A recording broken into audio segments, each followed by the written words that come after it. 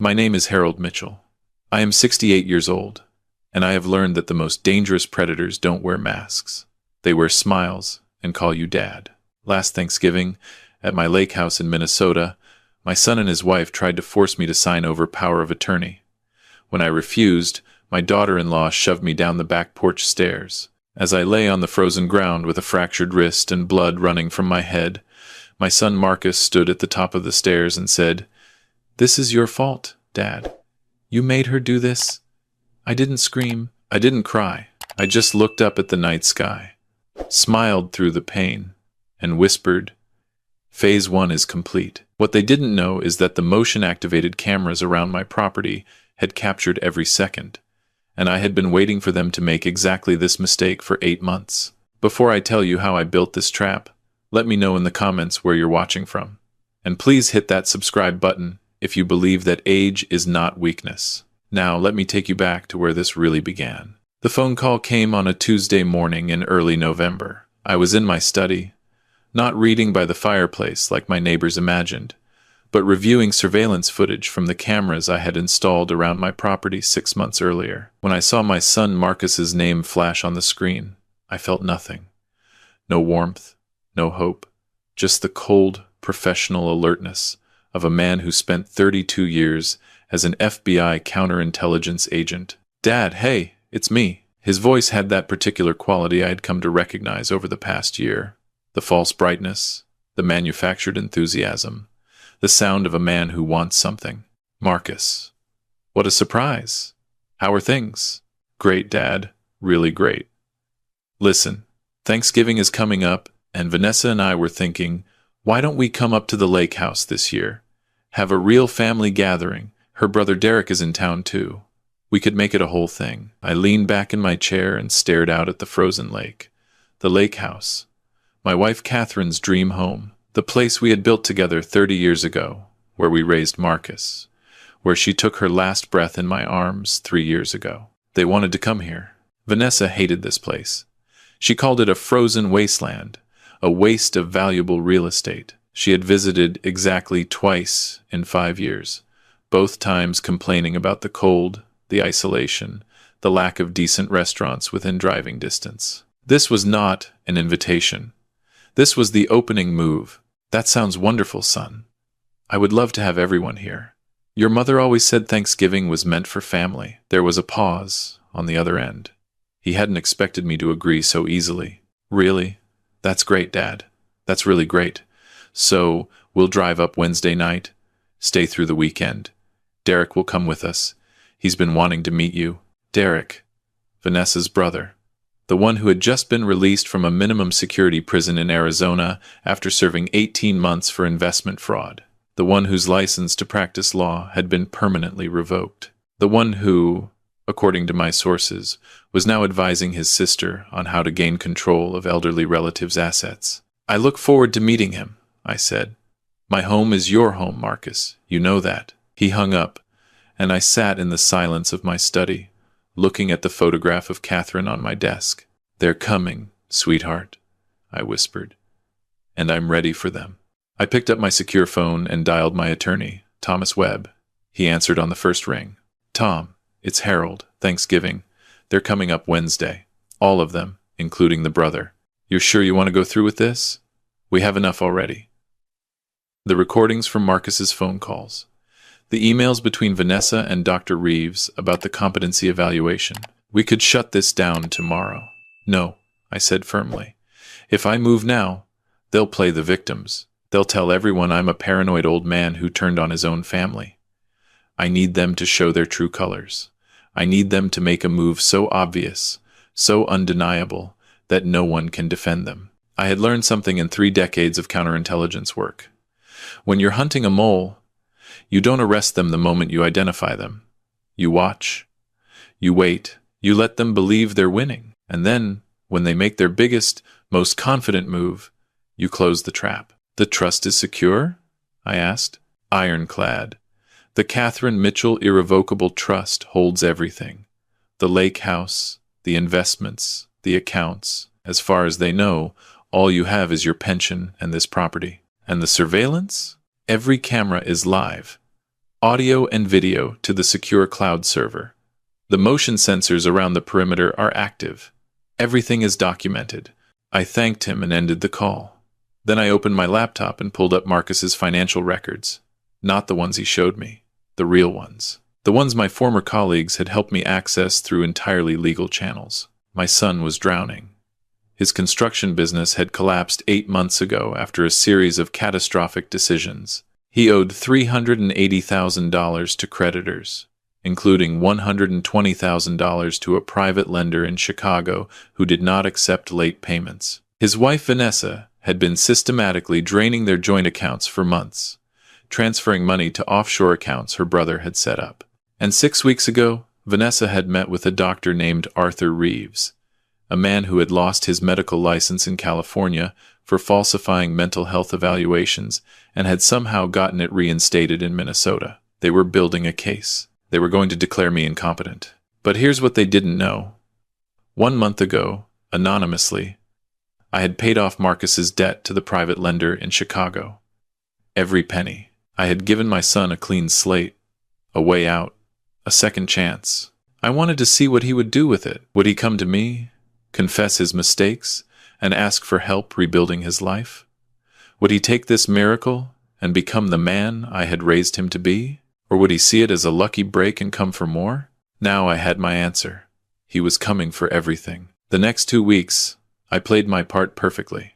I called Marcus 3 times to ask about dietary restrictions.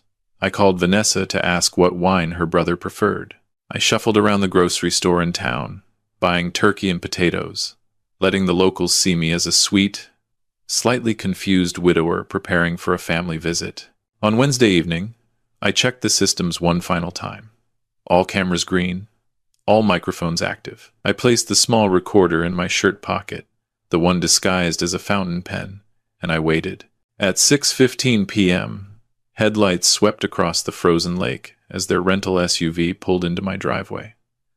I shuffled to the door, putting on my best confused old man face. When I opened it, there they were. Marcus, 42 years old, looking pale and thin, the stress of his failing life etched into every line on his face. Vanessa, 38, dressed in a designer coat that probably cost more than my monthly pension, her eyes already scanning the entryway like an appraiser. And behind them, Derek, 45, with the confident smile of a man who had spent his entire life taking what wasn't his. "Dad," Marcus said, stepping forward to embrace me. His hug was stiff, mechanical. "You look good." "Thank you, son. Come in, come in. You must be freezing." Derek walked past me without a greeting, his eyes moving across the walls, the furniture, the antique grandfather clock Catherine had inherited from her grandmother. "Nice place," he said. "Solid construction. Good bones. What's the property worth these days? Lakefront in Minnesota has to be worth something." They hadn't even taken off their coats yet, and he was already calculating. "Oh, I don't know about these things," I said, shuffling behind them. Catherine handled all of that. They exchanged a look. The look that said, "He's simple. He's easy. Good."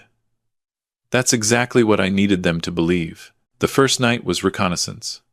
They settled into their rooms, and I served a simple dinner of soup and bread, apologizing for my limited cooking skills without Catherine. Vanessa smiled tightly and picked at her food. Derek drank most of a bottle of wine by himself. Marcus barely spoke. After dinner, as I pretended to doze in my armchair by the fire, I heard them in the kitchen. The microphone in the light fixture above the table picked up every word. "He's worse than I thought," Vanessa whispered. "Did you see how he shuffled? Did you hear him ask about Catherine 3 times like she was still alive? This is going to be easier than we planned." "I told you," Derek said. "These old guys, they're all the same, especially the ones living alone. They deteriorate fast. We get the power of attorney signed, call Dr. Reeves to do the evaluation, and by Christmas, we control everything." "What about the house?" Marcus asked, his voice thin and nervous. "He said he wanted to be buried next to Mom. He's not going to want to sell it." "He won't have a choice," Vanessa snapped. "Once we have power of attorney, we make the decisions. We'll tell him it's for his own good. We'll tell him we're moving him somewhere safer, somewhere with proper care." Then we sell this place, liquidate everything, and split it 3 ways. 3 ways? Marcus said. He's my father, and I'm doing all the work, Derek said coldly. You want my help getting out of your mess? This is the price. 1/3 each. Take it or leave it. Silence. Then Marcus's voice, defeated. Fine. Fine. Let's just get this done. I sat in my chair, my eyes closed, listening to my son sell me like livestock. The pain was real. The betrayal was genuine. But I had prepared for this. I had known for 8 months what kind of man my son had become. Thanksgiving dinner the next day was a masterpiece of tension disguised as celebration. I had spent the morning preparing the turkey, Catherine's recipe, basting it exactly as she had taught me. I set the table with her fine china, the set we had bought on our 25th anniversary. Vanessa sat at Catherine's place at the table. She didn't ask. She just sat down as if she belonged there. Derek carved the turkey, critiquing my technique as he did so. You overcooked it a bit, Harold. No offense. But I spent some time in culinary school before law school. The internal temperature should be exactly 165 degrees. I appreciate the advice, I said mildly. I'm still learning. Marcus wouldn't meet my eyes. He pushed his food around his plate like a guilty child. The attack came over dessert. Vanessa set down her fork and looked at me with an expression of practiced concern. Harold, there's something we need to discuss. As a family. I looked up, playing confused. Of course, dear. What is it? She glanced at Derek, who nodded slightly. This was the script they had rehearsed. We're worried about you, Harold. Living out here alone. It's been 3 years since Catherine passed. And well, you're not as young as you used to be. This house is so big. The winters are so harsh. What if something happened to you? What if you fell? Who would find you? This was the opening gambit. The softening before the strike. Oh, I manage, I said. The neighbors check on me, and I've always been self-sufficient. That's exactly the problem, Derek cut in smoothly. Self-sufficient people don't always recognize when they need help. That's why Vanessa and I have been doing some research. There are some wonderful assisted living facilities in the cities. Beautiful places, full-time care, activities, social opportunities. It would be so much better for you than rattling around this big empty house. Assisted living. There it was. I'm not sure I understand, I said, letting my voice waver. You want me to leave? To leave Catherine's house? It's not about leaving, Dad, Marcus said, finally speaking. His voice was thin, rehearsed. It's about what's best for you. And honestly, the upkeep on this place is too much. The property taxes alone are killing you. We think it would be better if you sold it. Sold it, I repeated slowly. Sold Catherine's house. And transferred your accounts to someone who can manage them properly, Vanessa added. We've prepared some documents. Power of attorney. It would give Marcus the ability to handle your finances, your medical decisions, just as a precaution, just in case. She reached into her bag and pulled out a manila folder. Inside were the documents they had prepared with Derek's guidance, the documents that would give them complete control over my life. I looked at the papers. I looked at my son. I looked at the woman who had orchestrated this entire scheme. And then I said, no. The word was quiet. It was not a shout. It was a simple, final statement. Vanessa's face froze. Marcus went pale. Derek's smile flickered, just for a moment. Excuse me? Vanessa said. I said no. I am not signing anything. I am not selling Catherine's house. I am not moving to a facility. And I'm certainly not giving anyone power of attorney over my affairs. Dad, Marcus started, his voice rising. You don't understand. I understand perfectly, son. I understand that you're drowning in debt. I understand that your wife has been moving money to offshore accounts. I understand that your brother-in-law served 18 months for fraud and is now advising you on how to steal from your own father. The color drained from all 3 faces. How dare you, Vanessa hissed. You paranoid, senile old man. You don't know what you're talking about. Marcus, call Dr. Reeves. Now. We're accelerating the timeline. Dr. Reeves? I said calmly. The doctor who lost his license in California for falsifying mental health evaluations? That Dr. Reeves? The Minnesota Medical Board might be interested to know what he's been up to. Derek stood up, his chair scraping against the hardwood floor. "Listen, old man. You don't want to make this difficult. We're trying to help you. But if you're going to be stubborn, we can do this the hard way." "And what exactly is the hard way, Derek?" He leaned forward, his hands on the table. "We have 3 people who will testify that you've been showing signs of dementia for months. We have a doctor who will certify that you're mentally incompetent. We have your son, your only living relative, who will petition the court for guardianship. You can sign those papers now, and this stays friendly. Or you can fight, and we'll take everything anyway. Your choice." I stood up slowly. My back was straight. My voice was clear. The confused old man was gone. "My choice," I said, "is to ask all of you to leave my house. Immediately." "Leave?" Marcus shouted. "We're not leaving. You need help, Dad. You're confused. You're making accusations that don't make any sense. We're your family. We're trying to take care of you." I began walking toward the kitchen, toward the phone to call the sheriff's department. I never made it. I heard the scrape of the chair. I heard Derek's warning shout, and I heard Vanessa's voice, raw with fury. "You're not calling anyone? You stubborn old bastard?" I turned just in time to see her charging toward me. Her hands connected with my chest, shoving me backward through the kitchen door, across the back porch, toward the stairs that led down to the frozen yard. I grabbed for the railing, but my hand slipped on the icy wood. For one suspended moment, I was falling, the dark sky spinning above me, the wooden stairs rushing up to meet me. Then impact. My right wrist buckled beneath me as I tried to break my fall. My head struck the bottom step. I felt something hot and wet running into my eyes. I lay on the frozen ground, the pain radiating through my body, and I looked up at the 3 figures silhouetted in the doorway. Marcus was pressed against the wall, his hands over his mouth, his eyes wide with terror. Derek was calculating. I could see his mind working, figuring out the angles, and Vanessa stood at the top of the stairs, her chest heaving, her face twisted with a rage that had finally slipped its leash. "This is your fault, Dad," Marcus said, his voice shaking. "You made her do this. Why couldn't you just sign the papers?"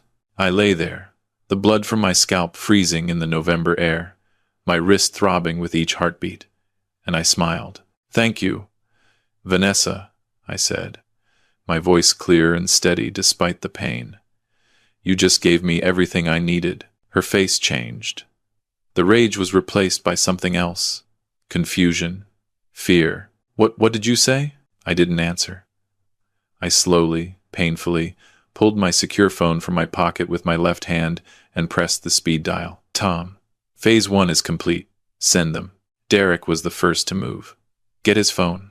Get his phone now." But Vanessa didn't move. She just stared at me, at the blood on my face, at the smile that wouldn't leave my lips. "He's crazy," she whispered. "He's actually crazy." "No, dear," I said, pushing myself into a sitting position against the bottom step. "I'm not crazy. I'm a 32-year veteran of the FBI Counterintelligence Division. And you just assaulted a federal retiree on camera, in front of 2 witnesses, after I recorded your entire conspiracy over dinner." I pointed with my good hand toward the corner of the porch, toward the small black dome that looked like a decorative light fixture. "Smile. You've been on live stream to a secure server for the past 3 hours. The sound that came out of Vanessa was not human. It was the sound of an animal realizing the trap had closed. They ran, all 3 of them. They scrambled back into the house, grabbed their bags, and ran for their rental car. I heard the engine start, heard the tires spin on the icy driveway. They made it exactly 2 miles before they saw the blue and red lights of the sheriff's vehicles blocking the road. I was still sitting at the bottom of the stairs when the first deputy arrived. His name was Jensen, a man I had known for 20 years, since he was a rookie patrol officer and I was a visiting lecturer at the State Law Enforcement Academy. "Harold," he said, kneeling beside me. "Jesus, what happened here?" "Assault, Carl. My daughter-in-law pushed me down these stairs. The whole thing is on video, backed up to a secure server. My attorney has copies. The FBI field office in Minneapolis has copies. And if you check about 2 miles down the road, I believe you'll find the suspects attempting to flee the scene." Jensen looked at me, at the blood on my face, at the calm, controlled way I was speaking. You planned this, didn't you? I've been planning this for 8 months, Carl. I just needed them to make the first move. The paramedics arrived. They wanted to take me to the hospital in Duluth, but I insisted on the small clinic in town. I needed the local record. I needed the photographs. I needed every piece of evidence logged and documented in the jurisdiction where the crime occurred. The emergency room doctor was a young woman named Patterson. She cleaned my head wound, confirmed a mild concussion, and x-rayed my wrist, fractured in 2 places. She put it in a temporary cast and told me I would need surgery. Mr. Mitchell, she said carefully, the sheriff told me this was domestic violence. Is there anything else you need to tell me? Are you safe? I am now, doctor. I am now. She documented everything. The photographs, the measurements, the detailed notes about the angle of impact, the pattern of bruising. By the time she was finished, I had a complete forensic record of the assault. I called Tom from the hospital. What's their status? All 3 in custody. Vanessa is claiming you fell. Marcus is crying and asking for a lawyer. Derek is refusing to speak to anyone. The sheriff found the power of attorney documents in Vanessa's bag, along with a file containing forged mental health records. Forged records? Doctor, Reeves apparently prepared a competency evaluation for you dated 3 weeks ago, an evaluation you never had. It concludes that you suffer from advanced dementia and are incapable of managing your own affairs. Derek was planning to use it to fast-track the guardianship petition. I closed my eyes. They hadn't just planned to steal from me. They had planned to erase me, to lock me away somewhere and take everything while I sat in a room, drugged and confused, wondering what had happened to my life. What are the charges? For now, assault causing bodily harm for Vanessa, conspiracy to commit fraud for all 3. The forged medical documents add forgery and attempted elder abuse. The FBI is interested in the interstate aspects, the offshore accounts, Derek's involvement. This is going to be big, Harold. This is going to be very big. Good, I said. But I'm not done yet. The holding cells at the county sheriff's department were not designed for comfort. They were small, cold, and lit by harsh fluorescent lights that buzzed constantly. I asked Carl Jensen to let me see them, just for a moment. He hesitated, but he owed me a favor from a case I had helped him with years ago, and he agreed. I stood outside the cell where Marcus sat alone, his head in his hands. He looked up when he heard my footsteps. His face was a ruin of tears and terror. Dad, he said, his voice cracking. Dad, I'm sorry. I'm so sorry. I didn't want this. I didn't know she was going to push you. I swear I didn't know. I looked at him. My son. The boy I had taught to fish on this very lake. The boy I had held when his first girlfriend broke his heart. The man who had just watched his wife assault his father and said nothing to stop it. Marcus, I said quietly. Do you know what I did last month? He blinked, confused. What? Last month, anonymously, I paid off your debt, the $120,000 to the lender in Chicago. I cleared it, every penny. Your slate was clean. His face went white. He stopped breathing. I've known about your debts for 8 months. I've known about Vanessa's embezzlement. I've known about Derek's schemes. I've known everything. And I gave you a way out. I cleared your biggest, most dangerous debt. I gave you a second chance. You paid it? I wanted to see what you would do. I wanted to see if you would come to me. Confess. Ask for help. I wanted to see if you were still my son. He stared at me, the horror spreading across his face. Instead, you came here to steal from me. You came here to have me declared incompetent. You came here to take your mother's house and sell it for cash. You had a clean slate, Marcus. You had a miracle. And you chose this. I turned away. I couldn't look at him anymore. Dad, he called after me, his voice breaking into sobs. Dad, please. I didn't know. I didn't know you paid it. Please, Dad. Please. I kept walking. The trial was not a trial. It was an accounting. Tom Webb presented the evidence in the cold, methodical style of a prosecutor who knows he has already won. The video footage of the dinner conversation where they discussed having me declared incompetent. The video footage of the assault, filmed in high definition from 4 different angles.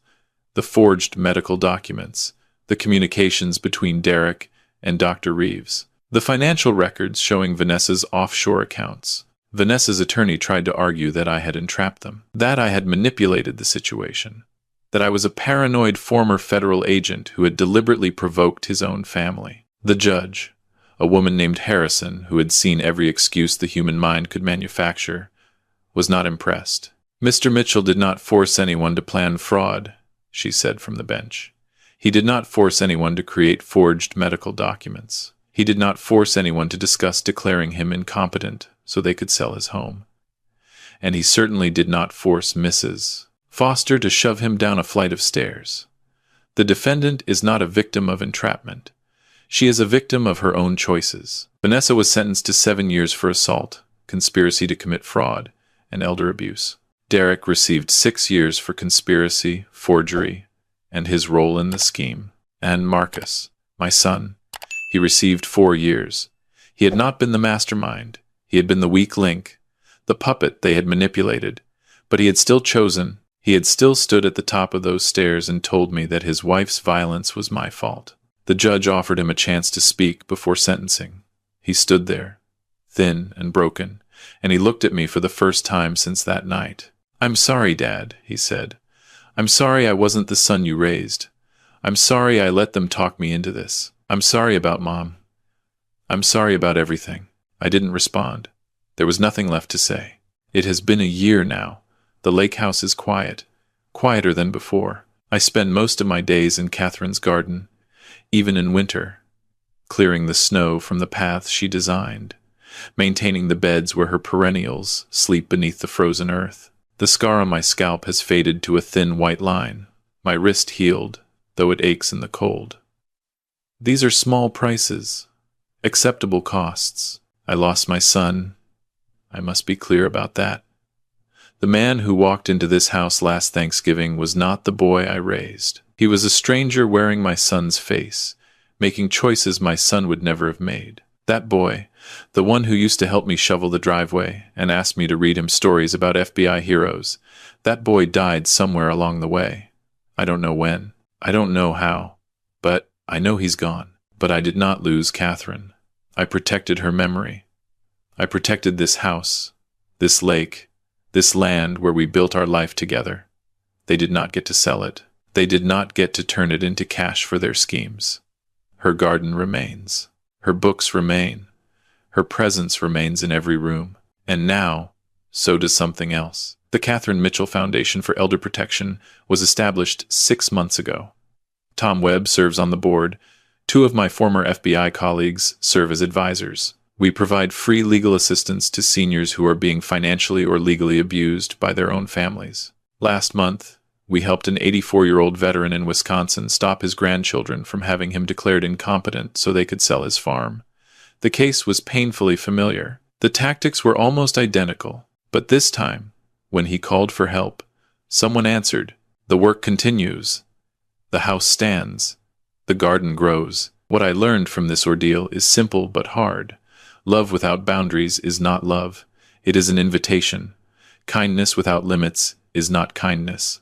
It is a target. I spent years believing that if I just gave Marcus enough chances, he would find his way. But some people don't want to find their way. They want to find yours and take it. True strength is not about how loud you can shout or how hard you can fight. It's about how clearly you can see, how patiently you can wait, and how firmly you can protect what matters. Even if what you're protecting yourself from shares your blood, never let anyone, especially family, mistake your love for weakness. What would you have done in my position? Let me know in the comments below. And if you found something valuable in this story, please like and subscribe. Until next time, remember, age is not a disability. It's an advantage. You just have to know how to use it.